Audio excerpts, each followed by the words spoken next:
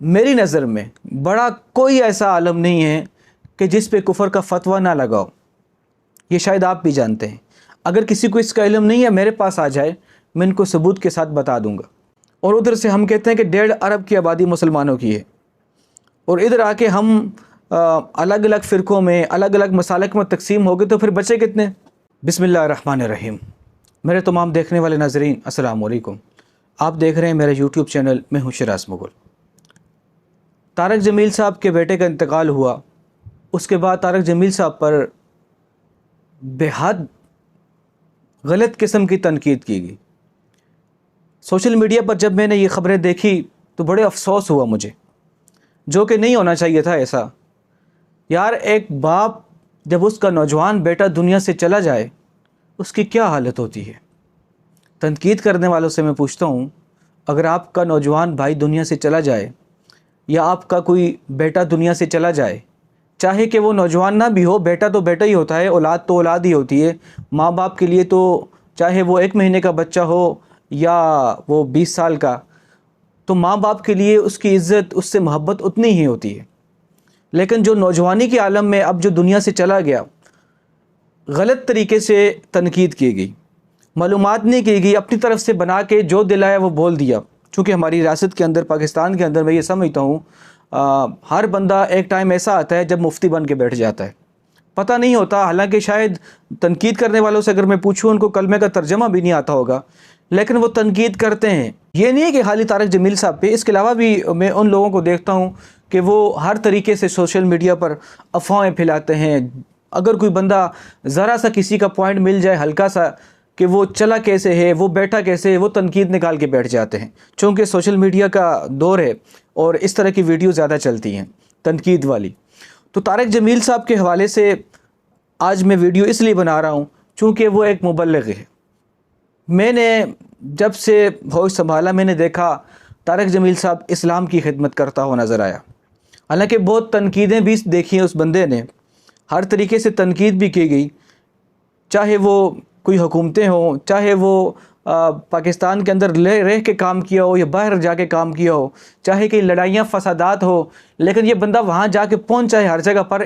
اس نے کوشش کی ہے اس بندے نے کہ لڑائیاں ختم ہوں، مسلمانوں کے اندر سے جو اختلافات ہیں وہ ختم ہوں۔ لیکن پھر بھی اختلافات چونکہ ختم کرنا اتنا آسان نہیں ہے، اختلاف تو ویسے بھی رحمت ہے امت کے اندر، لیکن جو ہمارا ماحول معاشرہ ہے، جس طریقے سے تنقید کی جاتی ہے، میں آج آپ کو ایک زبردست بات بتاتا ہوں۔ پاکستان کے اندر میری نظر میں بڑا کوئی ایسا عالم نہیں ہے کہ جس پہ کفر کا فتویٰ نہ لگاؤ۔ یہ شاید آپ بھی جانتے ہیں۔ اگر کسی کو اس کا علم نہیں ہے میرے پاس آ جائے، میں ان کو ثبوت کے ساتھ بتا دوں گا۔ کوئی عالم ایسا نہیں ہے پاکستان کے اندر بڑا کہ جس کے اوپر کفر کا فتویٰ نہ لگاؤ۔ میں بڑی ذمہ داری سے یہ بات کہہ رہا ہوں۔ سب سے پہلے میں مثال بھی دے دیتا ہوں، مثال کے ساتھ بتا بھی دیتا ہوں۔ علامہ خادم حسین رضوی رحمۃ اللہ تعالیٰ علیہ، ان پر کفر کا فتویٰ لگا تھا۔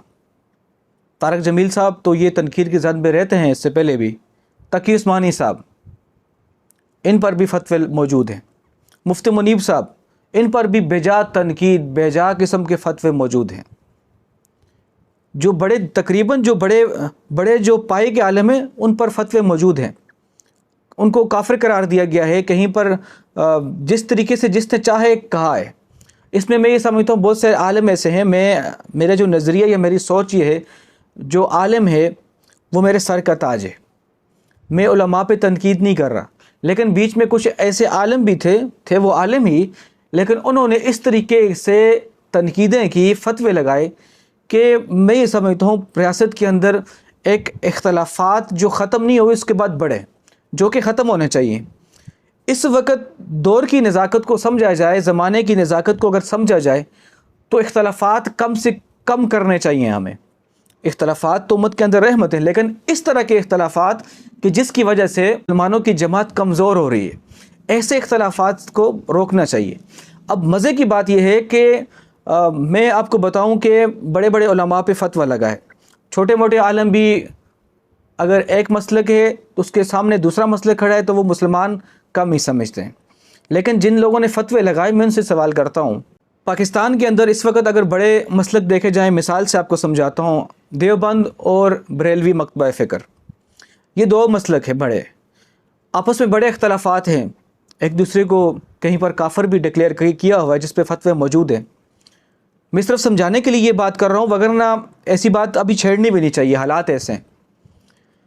اگر ایک مسلک کی طرف سے دوسرا مسلک کا عالم کافر ہے، اگر دوسری کی طرف سے پہلے مسلک کا عالم مشرک ہے، تو مجھے یہ بتاؤ، اس وقت پاکستان کے اندر آدھی مسجدیں کافروں کے پاس جو ان کے عالم ہیں، آدھی مسجدیں کیا مشرکوں کے پاس ہیں؟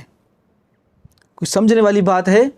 اگر ایسا ہے تو جو لوگ مسلمان ہیں وہ کیوں نہیں اس بات پہ آ کے کھڑے ہوتے، جو عالم دائرہ اسلام سے خارج ہے اس کو امام اور خطیب کیوں بنایا ہوا ہے؟ کیا وجہ ہے؟ کسی کافر کو مسجد کے اندر امام یا خطیب کیسے رکھ سکتے ہیں اگر کوئی عالم دائرہ اسلام سے خارج ہے؟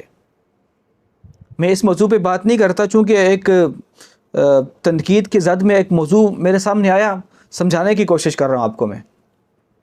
اگر عالم ایک مسلک کا یا دوسرے مسلک کے لوگ دائرہ اسلام سے خارج ہیں، تو ایک مسلک اگر مسلمان ہے، صرف ایک مسلک، تو دوسرے کافروں کو مساجد سے کیوں نہیں نکالنا؟ ایسے کیسے ہو سکتا ہے کہ مسلمان اپنی مساجد میں ایک کافر کو خطیب رکھیں؟ یہ دماغ میں آنے والی بات ہے کوئی؟ عقل پر اگر آپ اس بات کو تولیں تو کیا یہ سمجھنے والی بات ہے؟ اور اگر دین کے حساب سے، دین کے ترازو سے اگر تولیں، کیا آپ کو یہ بات سمجھ میں آ رہی ہے؟ مسلمان کے ہوتے ہوئے اور ادھر سے ہم کہتے ہیں کہ 1.5 ارب کی آبادی مسلمانوں کی ہے، اور ادھر آ کے ہم الگ الگ فرقوں میں، الگ الگ مسالک میں تقسیم ہو گئے، تو پھر بچے کتنے؟ تو خدا را یہ جو تنقید ہم کر رہے ہیں، میں جو بات کر رہا تھا طارق جمیل صاحب کے حوالے سے، ان کا نوجوان بیٹا دنیا سے گیا ہے۔ اس کنڈیشن میں کوئی اگر ان پہ تنقید کرے، یہ زیادتی ہے۔ دیکھیں، ہر انسان نے منہ اللہ کو دکھانا ہے۔ اگر ان کے بیٹے نے خودکشی کی ہے، ویسے جو میری معلومات یہ ہے کہ وہ خودکشی نہیں کی، اس نے ہاتھ میں وہ چیکنگ کے لیے جو رائفل نکالی یا کلاشن تھی، اس کا جو میگزین تھا وہ بھی گارڈ نے نکالا ہوا تھا، وہ صرف چیک کر رہا تھا اس کو، اس سے گولی چلی۔ یہ جو بیٹا دنیا سے چلا گیا، اس کے بعد آپ اس کا باپ پہلے سے ہی پریشان ہے۔ آپ ویڈیو دیکھیں طارق جمیل صاحب کی، کیسی ویڈیو آ رہی، کتنی پریشانی کے عالم میں آ رہی ہے، اور اوپر سے سوشل میڈیا پر اس طرح کا ٹرینڈ چلایا جائے تو اس باپ پہ کیا گزرے گی؟ تو مسلمانوں پیغام ضرور شیئر کرو تاکہ دوسرے لوگوں تک یہ بات پہنچے۔